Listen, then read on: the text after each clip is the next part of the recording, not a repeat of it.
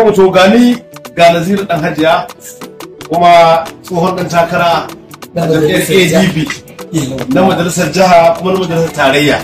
To amma yanzu alhamdulillah an samu gamuwa mai nagarta wato kuma banin mai nagarta wato Nasiru Yusuf Gawuna zaben gwamnan jihar Kano insha Allah zuwa ranar Asabar da zuwa. Ina kira ga masoyana da nima masoyana. Gawuna ya roki alfarma ta ƙuri'ata. Ni ma ya roƙi tawo ƙuri'a. Muna neman alfarma masoyanmu dan Allah ku taya mu ku rufa mana asiri da ku fito ku zaɓi Nasiru Yusuf Gawuna a matsayin zaɓaɓɓen gwamnan jihar Kano. Alhamdulillah tunda Allah ne ya bashi ba mu ka bashi ba. Allah ne ya ɗauki wannan gwamnan ya bashi. Saboda haka Allah ya taya shi riko. Amin. Saboda haka kada ma ka ce mun yi wani laɓe-laɓe. To gashi mun fito muna gaya wa masoyanmu. Duk wani mai kawanan mu da na Kano da wanda ba na Kano ba wanda baya Kano ma ya mana addu'a ko kuma Najiya ce masoyansa ran katakaf na kai na ko'ina wanda ma baya Kano wanda ma baya Kano yayi addu'a Allah ya tabbatar mana da wannan nasara ta Nasiru Gawuna. Gwamna dai Allah ne ya bashi mu ma dole mu zo mu bi wanda zai ci insha Allah.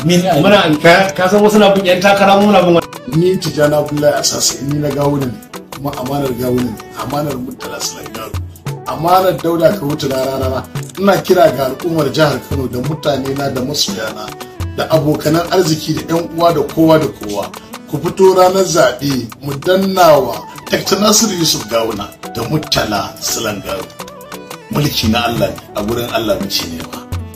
Wannan sako yana zuwa muku ne daga cikin wannan tasha tamu mai suna Hausa World News TV.